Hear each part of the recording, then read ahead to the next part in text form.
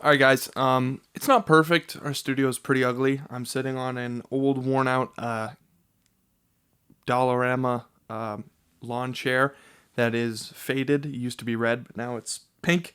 I'm sitting in front of my green screen. I have my microphone and my laptop, but this isn't necessarily the ideal setup. My table even is a little saggy. Just wasn't ideal, but I figured let's just get started and talk about some real estate and investing. So today, I'm going to be talking about a post very recently. It was made today, Tuesday, November 9th, 29th, 2022. And it's by Mackenzie Bagan. And the question that she had, or the post that she had, is when to cut losses and pass on good neighbors. So let's read through the post, and I'll probably just go through the highlights because this is pretty long. And let's see what we have. So she says, "This is not a happy post, and we feel like we are in a difficult spot. I did my first BRRRR property, already not feeling super good about this one.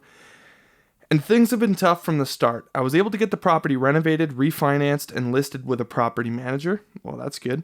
It has been a difficult process for the beginning.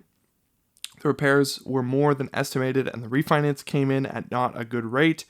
No surprise there. That's why I don't really enjoy the BRRRR method. I can admit I made mistakes in buying this property and investing.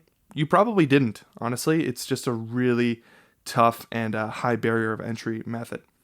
But it has been a very valuable learning experience.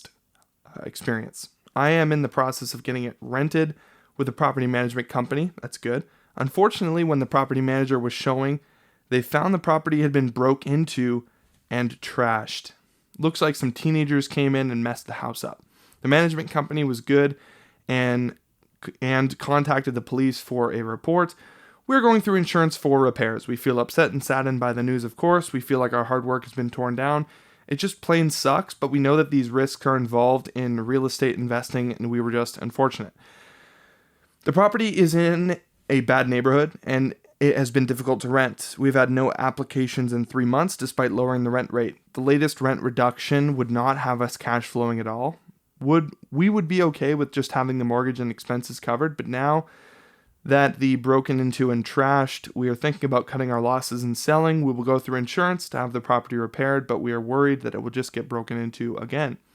Vacant properties in this area just get terrorized by teens, and we are not sure how we would secure the property more, even if we put bars in the windows. We would like to keep the property and make it work, but we are worried that there is just no saving this neighborhood and wonder if it's better just to accept the loss and move on with the lessons we learned.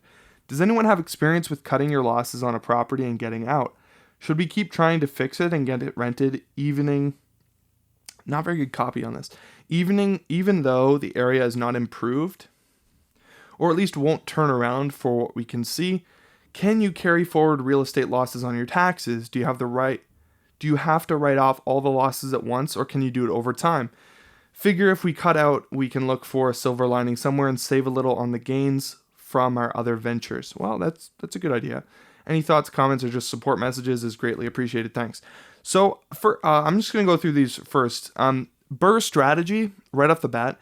If that's your strategy, I would seriously reconsider. The BRRRR strategy is essentially a flipping strategy. It's an acronym, meaning I guess it's not an acronym, but there's another term. I'm going to put it on the screen.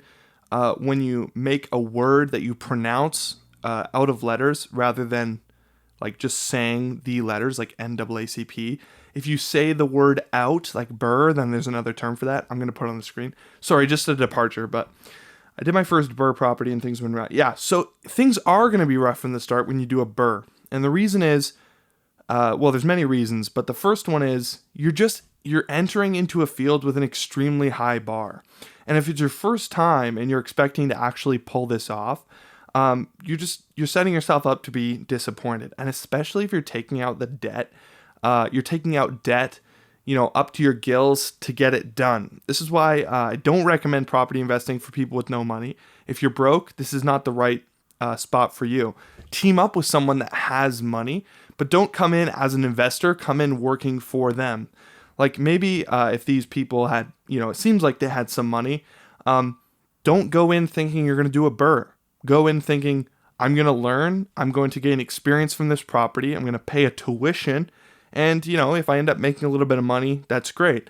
But, flipping is like, we're talking about 12th grade or university level.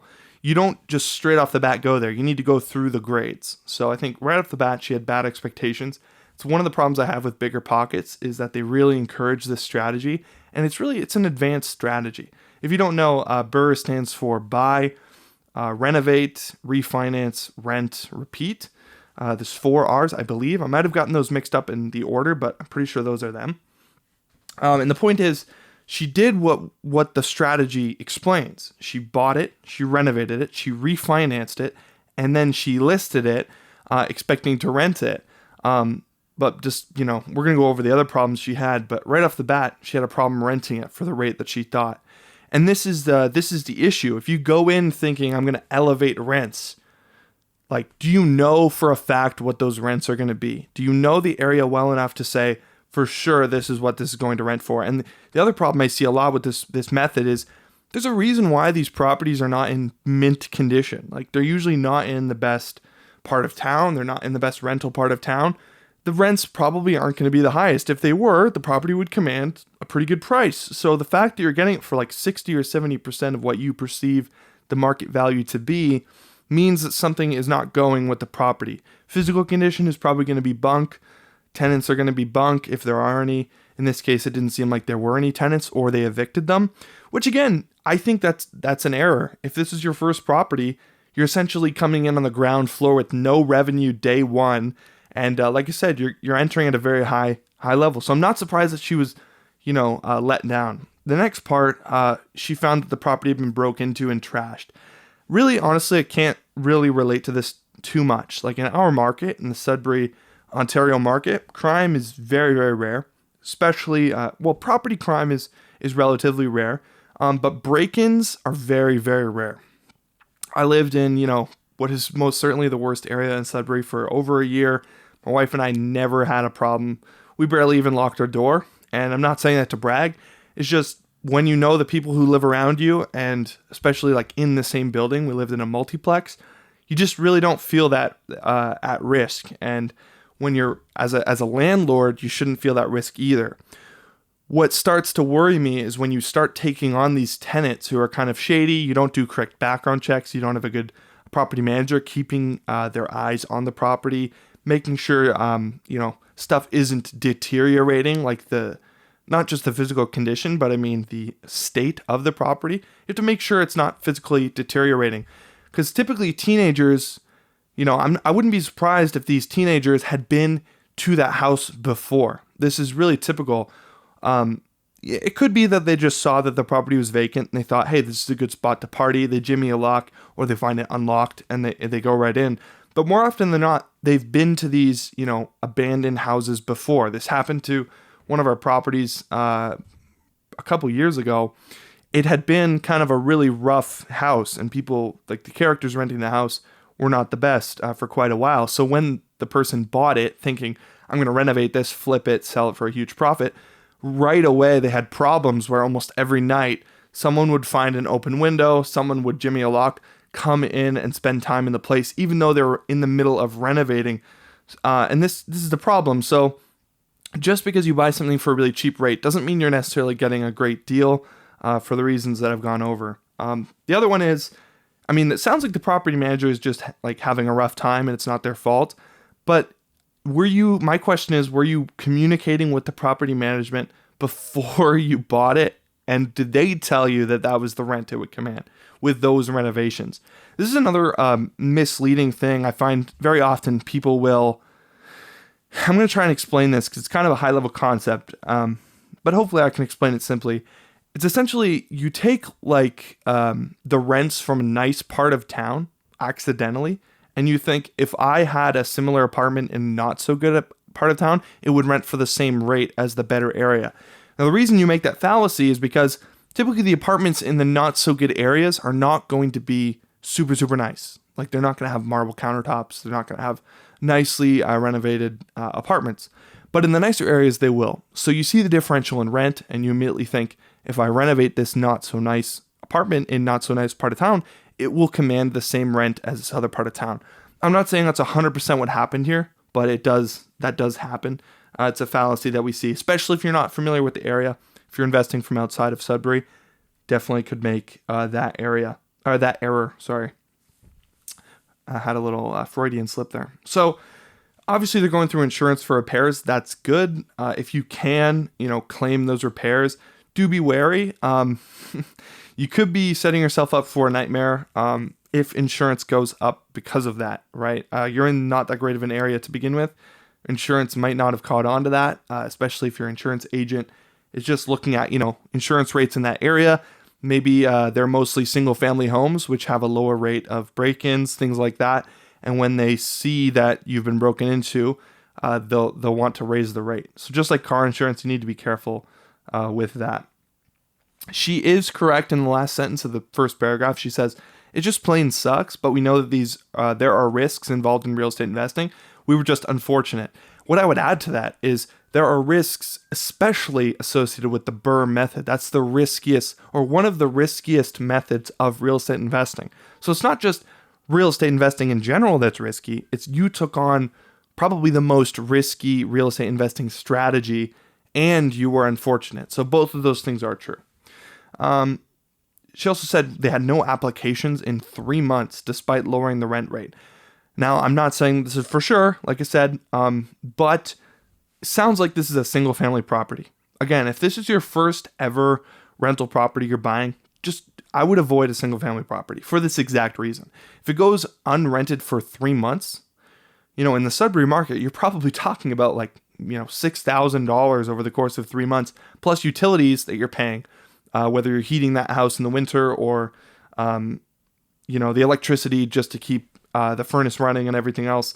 You're probably talking about, several $1,000s on top of your renovation cost. Did you account for that holding cost?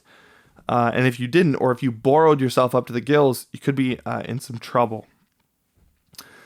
She goes through a few more things about the area and how it's not the greatest.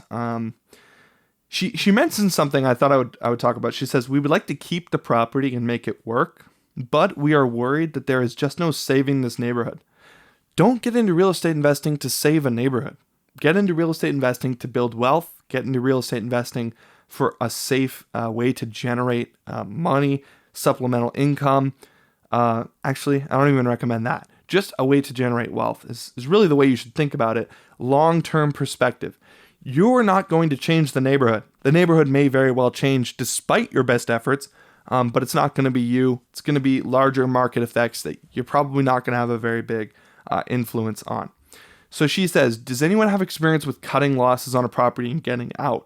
Now, I can't speak to the tax implications. I don't live in the United States, and I'm not a tax expert, even in Canadian. I've read a few books, and I think I understand a few things, but go to a tax professional. Don't go on Bigger Pockets,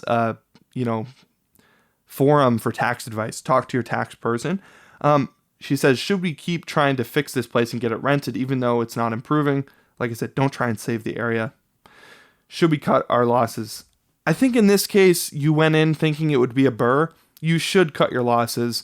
Hopefully you have, 20 or 25% down on the property. You didn't try and gerrymander, go in with crazy expectations, get it for 5% down as a primary residence. Or in the United States, I think they even allow 3% down, which is just crazy on certain primary residence loans. Hopefully you didn't do that. But if you went in with 20% down, that means you have a little bit of equity. Go ahead and sell the place. Hopefully not for a loss after you pay for the repairs, the holding costs. Hopefully you still make a few dollars. Doesn't sound like they are in this case. Sounds like after renovation costs and all that, they're going to lose a little bit of money. But in my opinion, that's tuition of experience that you pay. Don't keep lowering the rent lower and lower and lower. Typically, the lower you put the rent, desperately trying to get a tenant, the worse tenant you're going to get. If your property manager is already struggling, lowering the rent is not really going to help that. In the Sudbury area, we're pretty thorough with property management. You have to be pretty thorough with credit checks and with income verification and with employment verification with previous landlords. Just lowering the rent is not necessarily going to change that process that much. It's not suddenly going to bring a ton of people out of the woodwork. Other people that you discover that are great tenants for all the reasons I just explained might come to that property if the rent is lowered, they might come over from other ones thinking, originally I was looking for a 3-bedroom apartment, but this house is now available. I'll rent the house. That could happen, the same tenants, but suddenly all these people, these great people with great metrics are not just going to come out of the woodwork. So in this case, my final advice is, yes, you should probably cut your losses. Hopefully you have the cash or you have the equity to do that. And just don't go in with such high expectations. Buy something that's already cash flowing. Buy something that's already established. This is what people misunderstand, and I'll end it with this, is that cap rate is a stabilized cash flow rate. Projecting cap rates is kind of a folly just because it's a stabilized rate. And with one person in a single family property, it's not a very stable rate, just because if that one person leaves, you lose 100% of the income typically.